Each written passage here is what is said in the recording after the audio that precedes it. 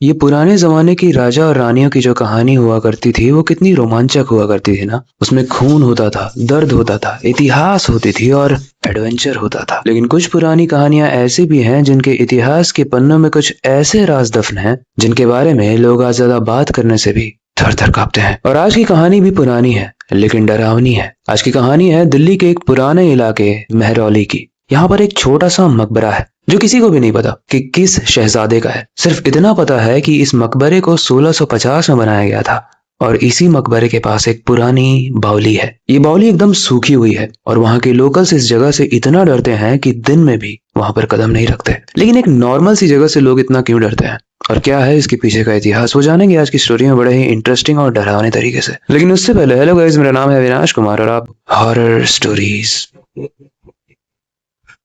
ये कहानी है 1650 की, जब शाहजहां का शासनकाल हुआ करता था दिल्ली पर। दिल्ली मुगल एम्पायर की राजधानी हुआ करती थी और इसी दिल्ली के लाल किले में रहती थी एक शहजादी जिसका नाम था फिरोजा। ये एक 18 साल की लड़की थी जो बहुत ही सुंदर और इंटेलिजेंट थी और रिश्ते में ये शाहजहां की बेटी थी। अब ये जो फिरोजा थी ना, इसको शायरी बहुत पसंद थी, इसको खाना पकाना भी बहुत पसंद था। तो अक्सर ये महल से निकलकर छुपके से आम लोगों के बीच में जाती थी, अपना भेष बदल के बाजार घूमती थी, आम लोगों की जिंदगी देखती थी और उन पर तरस भी खाती थी। और वो ऐसा अक्सर करती थी। लेकिन एक दिन वो टकरा जाती है एक सुंदर से नौजवान से जिसका नाम होता है इकबाल। ये एक गरीब घर का लड़का था और पेशे से ये उर्दू का टीचर था। ये बच्चों को कुरान पढ़ाने का काम करता था। और जब फिरोजा उससे पहली बार टकराई एक सब्जी की दुकान के सामने, तो पहली बार में ही फिरोजा को इकबाल बहुत पसंद आ गया। लेकिन जब फिरोजा को पता चलता है कि इकबाल काफी गरीब है, तभी वो पीछे नहीं हटी। उसने उससे दोस्ती की और ये दोस्ती कब प्यार में बदल गई पता भी नहीं चली। फिरोजा अक्सर अपने महल से निकलकर उसी बाजार में आती थी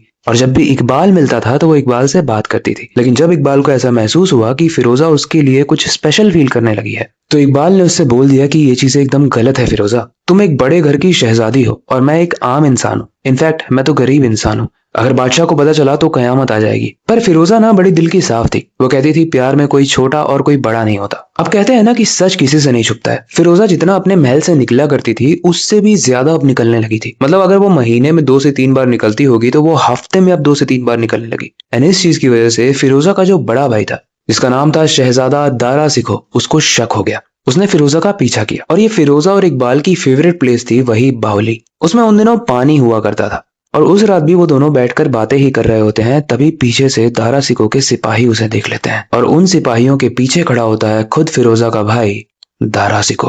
वो चिल्ला कर बोलता है इकबाल को पकड़ो। फिरोजा चिल्लाने लगी कि नहीं, इकबाल की कोई गलती नहीं है, इसे कोई मत पकड़ो। अगर कोई दोषी है तो मैं हूँ। इकबाल ने तो मुझे मना भी किया था लेकिन मैं इसके प्रेम में पड़ी। लेकिन गाइस, पहले के जमाने में जो राजा होते थे वो कितने खूंखार हुआ करते थे ये बताने की जरूरत नहीं है।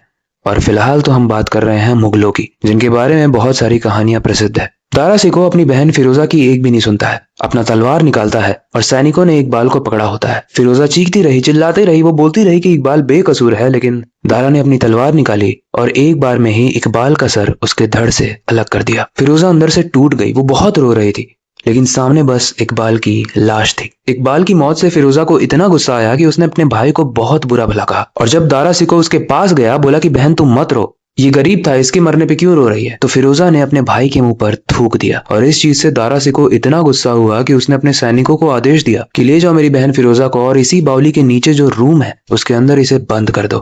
ना इसे खाना दो, ना इसे पानी दो, ऐसे ही मरने दो। एंड गाइस, इसके बाद जो दारा सिको ने किया वो कोई भी भाई अपनी बहन के साथ करवा ही नहीं सकता। लगभग 3 दिन हो चुके थे नीचे बंद किए हुए। वो भूख से तड़प रही थी और रो भी रही थी इकबाल के शोक में। लेकिन इतनी बुरी हालत में होने के बाद भी दारा सिको ने आदेश दिया कि मेरी बहन जिस कमरे में बंद है उस कमरे की दीवारों को ईंटों से चुनवा दो। कहा जाता है कि जब सिपाही ईंट लगा रहे थे तो फिरोजा सो रही थी या फिर शायद बेहोश हो गई थी रोते रोते। और ऐसा माना जाता है कि कुछ ही घंटों में उसके पूरे कमरे को ईंट से चुनवा दिया गया। तब से पता नहीं फिरोजा मरी या नहीं, लेकिन अगर वो मरी भी होगी तो आज भी वो जिंदा है, ऐसा वहां के लोकल्स कहते हैं। कहा जाता है कि दारा सिको को जब ये विश्वास हो गया कि उसकी बहन मर चुकी है तो वो रोया नहीं बल्कि हंसा। लेकिन हंसने के बाद उसने अपनी बहन को श्रद्धांजलि देने के लिए, सिर्फ दुनिया को दिखाने के लिए, उस बावली के पास एक छोटा सा मकबरा बना दिया जिसमें उसने नाम भी नहीं लिखा, ताकि दुनिया को पता ही ना चले कि ये किसने बनवाया है। बस वहां पे 1650 लिखा। लेकिन ऐसा कहा जाता है कि उसका भाई जो था दारा सिको, उसको फिरोजा का श्राप लगा और अगले कुछ ही सालों में दारा सिको के अपने भाई औरंगजेब ने ही उसको मार दिया। गाइस, ये मकबरा आज भी है और आर्कियोलॉजिकल सर्वे ऑफ इंडिया ने इसको प्रिजर्व कर रखा है। ये मकबरा दिल्ली के मेहरौली इलाके में है और ये आज भी प्रोटेक्टेड है। लेकिन स्ट्रेंज बात यह है कि वहाँ जो बावली हुआ करती थी वो अब एकदम सूखी हुई है। लेकिन ये जो मकबरा है ना, इसकी स्टडी करने के लिए अक्सर आर्कियोलॉजिकल सर्वे ऑफ इंडिया, जो ऐसी पुरानी इमारतों का देखभाल करते हैं और उसकी स्टडी करते हैं, उसकी पढ़ाई करते हैं, उनका काम दिया जाता है कुछ लोगों को। तो 2024 में ये काम मिलता है डॉक्टर आयशा खान को। उनका काम था यहाँ जो मकबरा है उसकी स्टडी करना और उसकी रिपोर्ट पब्लिश करना। अब कहानी में काफी इंटरेस्टिंग ट्विस्ट आने वाला है, इसलिए ध्यान से सुनना। ये जो मकबरा है ना, इसका एक बंदा केयर टेकिंग करता है, यानी देखभाल करता है, देखता है कि कोई उसे खराब ना कर दे, पॉल्यूट ना कर दे, और उसका नाम है सलीम। तो इस आयशा खान ने भी यहाँ की काफी स्टोरीज सुनी होती है। वो जाकर सलीम चाचा से पूछते हैं कि सलीम चाचा, आप कुछ ऐसा बता सकते हो कि एग्जैक्टली ये मकबरा किसका है, ताकि मैं रिपोर्ट में लिख पाऊं। ऐसे में सलीम चाचा बोलते हैं कि बेटा, हमें नहीं पता है, हमने तो बस ये सुना है कि ये किसी शहजादी का मकबरा है, और ये जो बावली आपको सामने दिख रही है, इसके अंदर इसकी रूह भी है। आयशा एक मॉडर्न एजुकेटेड लड़की थी और इन चीजों में वो बिल्कुल नहीं मानती थी। वो बोलती है, सलीम चाचा, मैं जो आपसे पूछ रही हूँ आप बस उतना बताइए, नाम बताइए, ये सब कहानियां मनगढ़ंत होती है, हम इस पे विश्वास नहीं करते हैं। ऐसे में सलीम चाचा बोलते हैं कि बेटी, अगर आप विश्वास नहीं करते हो ना, तो आप रात के 12 बजे यहाँ पे आना। मैं तो नहीं रहूंगा, लेकिन आपको जवाब मिल जाएगा। आयशा बोलती है कि मुझे बस जवाब से मतलब है, और यहाँ पर अगर रात के 12 बजे किसी तरीके से मुझे जवाब मिल जाएगा तो मैं आ जाऊंगी। चैलेंज एक्सेप्ट कर लेती है आयशा, और रात के ठीक 12 बजे वो इसी बावली के पास आती है। दिन में मकबरे के पास सलीम चाचा खड़े थे, और रात के 12 बजे के बाद जो ऊपर लाइट जल रही थी, उस लाइट से ना एक शेडो क्रिएट हो रही थी, एक परछाई क्रिएट हो रही थी उसी मकबरे के पास। आयशा को लगता है शायद ये सलीम चाचा है, तो वो चिल्लाकर बोलती है, सलीम चाचा, आप गए नहीं क्या? लेकिन स्ट्रेंज बात यह है कि आयशा जब ये कहती है तो वो शेडो, यानी वो जो परछाई होती है, वो मकबरे के अंदर घुस जाती है, जो कि आयशा ने ऐसा कभी नहीं देखा था। आयशा को लगता है शायद ये उसका भ्रम है। अब आयशा ना अकेली नहीं आई हुई थी, वो हर तरीके की परमिशन लेके आई थी उस मकबरे को खुदवाने के लिए। तो वो अपनी टीम को लेकर आई थी। वो अपनी टीम को बोलती है कि आप मकबरे को खोदना स्टार्ट करिए, हमें ये जानना है, हमें रिपोर्ट पब्लिश करनी है कि ये मकबरा है किसका। उस मकबरे को खोलने के लिए जैसे ही कारीगर जाते हैं, बहुत तेज हवा चलने लगती है, मानो एक अदृश्य शक्ति कह रही हो कि जो तुम कर रही हो वो मत करो। लेकिन आयशा इस चीज को इग्नोर करती है। वो अपने कारीगरों को बोलती है, आप जल्दी से मकबरा खोलिए, हमें देखना है अंदर क्या है। कारीगर अपने काम में लग जाते हैं, और कुछ देर मकबरे को खोलने के बाद अंदर से एक फरमान निकलता है। एक फरमान, एक पुराना फरमान, जिसमें लिखा होता है, शहजादी फिरोजा गुमशुदा है और इनको शाहजहां ने पूरी सल्तनत में ढूंढने का हुक्म दिया है। आयशा सरप्राइज हो जाती है कि ये वही गुमशुदा शहजादी है, यानी ये उसका मकबरा है। वो समझ नहीं पाती है कि ये यहाँ पर कैसे आ गई। वो आसपास का जितना भी एरिया था सब कुछ इन्वेस्टिगेट करने लगती है, और एक दिन वो डिसाइड करती है कि इसी बावली के वो नीचे जाएगी। और अगर आपने हमारी बैक स्टोरी ध्यान से सुनी होगी तो आपको पता होगा कि नीचे क्या है। आयशा रस्सी लेती है और टॉर्च लेती है, और जो बावली थी वो लगभग 40 फुट गहरी थी। नीचे सिर्फ अंधेरा था, फिर भी आयशा जाती है। अब वो नीचे जाती है ना, तो नीचे बहुत सारे कमरे होते हैं, और सारे ही कमरों में एक दरवाजा होता है। वो बावली के नीचे वाला, सबसे सामने वाला जो दरवाजा था, उसको खोलती है। लेकिन जैसे ही वो उस दरवाजे को खोलती है, अंदर कोई रूम नहीं दिखता, बल्कि अंदर एक ईंट की दीवार दिखती है। वो बाकी दरवाजों को भी खोल के देखती है, तो उन सब के अंदर रूम था, लेकिन बस यही एक दरवाजा था जिसके अंदर कोई कमरा नहीं था, और वहां पर एक छोटा सा क्रैक था।